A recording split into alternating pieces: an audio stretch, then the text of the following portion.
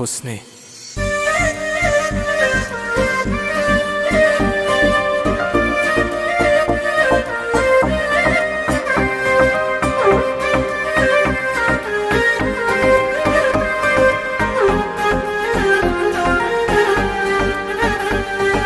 نیستی و حال دل من خرابه، دلتنگی ها توی دلم زیاده.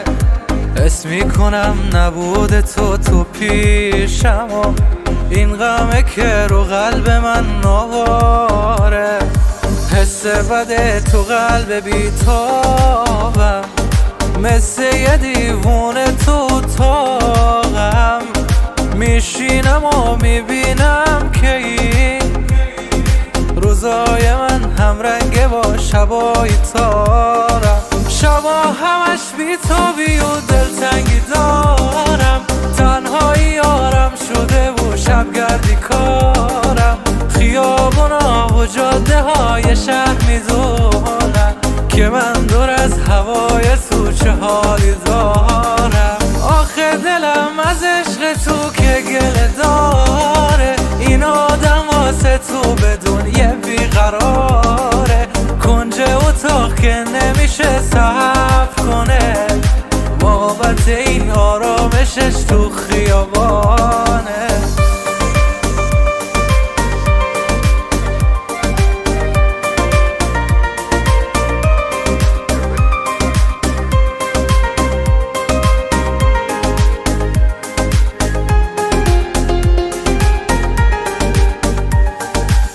هی میخوام فراموشت کنم نمیشه، آتیش قلبا به چشم خاموش نمیشه.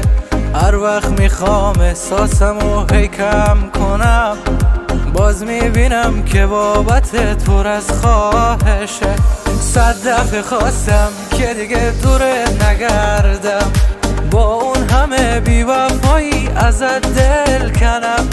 تلاش کردم دیدم که باز نمیشه، نتونستم سرگردون حال خودم باشم. شبا همش بیتابی و دلتنگی دارم، تنهایی یارم شده و شبگردی کارم.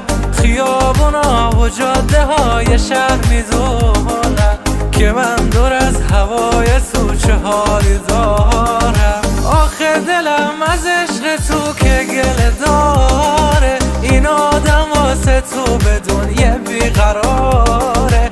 کنج اتاق که نمیشه صبر کنه، بابت این آرامشش تو خیابان.